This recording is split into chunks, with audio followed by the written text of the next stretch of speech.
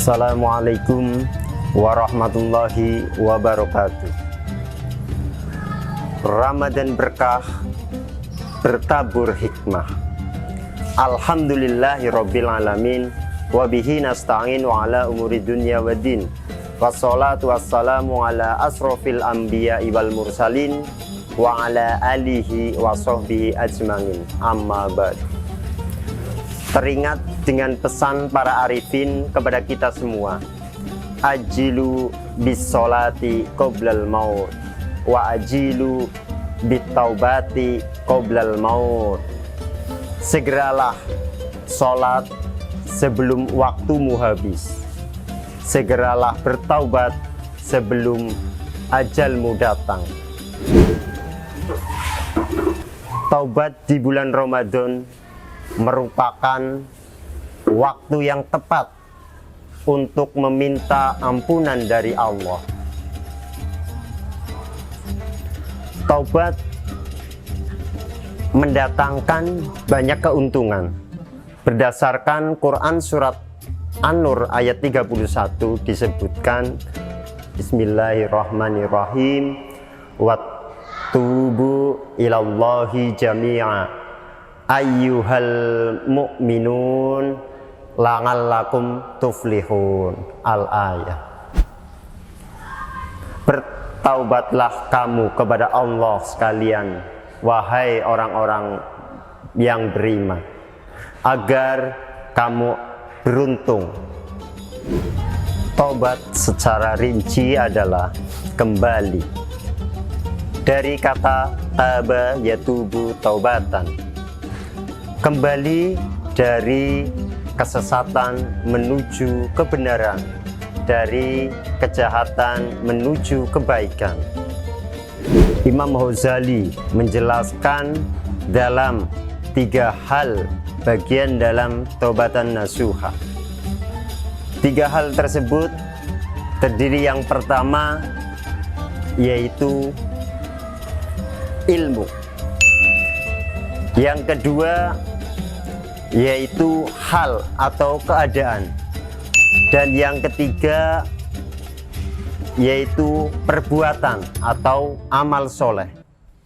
Komponen pertama bila mana kita laksanakan, maka akan memunculkan komponen kedua. Begitu juga komponen kedua, apabila kita melaksanakan, maka akan memunculkan komponen ketiga. Komponen pertama adalah ilmu. Ketika ilmu itu kita manfaatkan, kita gunakan dengan sebenar-benarnya, maka di situ sebagai alat untuk mendeteksi perbuatan-perbuatan dosa, yaitu bahayanya. Dengan mendeteksi bahaya dari dosa tersebut, menjadikan ilmu itu bermanfaat dan memunculkan suatu keadaan hati. Ketika hati merasa sedih, itu yang dinamakan dengan keadaan atau hal. Karena keadaan atau hal tersebut dalam kondisi sedih, menjadikan hati kita bergetar, memunculkan suatu perbuatan.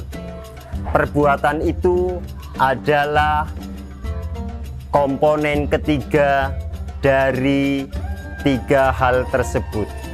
Ketika perbuatan itu kita lakukan, kita jalankan dengan perbuatan-perbuatan baik, maka di situ akan memunculkan perbuatan-perbuatan yang digerakkan oleh hati kita dengan wujud perbuatan-perbuatan yang soleh, perbuatan yang baik.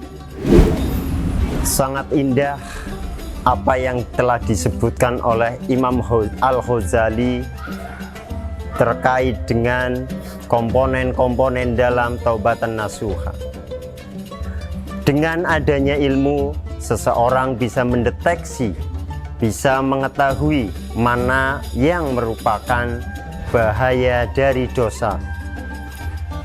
Setelah itu, yaitu dalam kondisi keadaan yang lagi sedih, menjadikan dalam hatinya muncul sesuatu keinginan untuk merubah keadaan. Merubah keadaan itu menjadikan salah satu komponen yang ketiga, yaitu keadaan perbuatan atau amal soleh. Amal soleh menjadi akhir dari yang namanya taubatan nasuha menurut Al-Ghazali. Ketika kita dalam kondisi kotor, kondisi bernoda, kondisi berdosa, ketika kita akan berjumpa dengan Sang Pencipta, tentunya kita akan risih, kita akan malu dengan keadaan seperti itu. Seyogianya kita sebagai manusia selalu menjaga kesucian itu. Karena apa?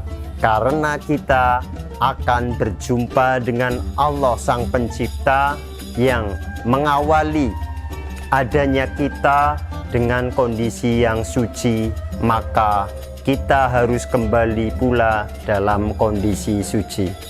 La haula wala quwata illa billahil aliyyil adzim.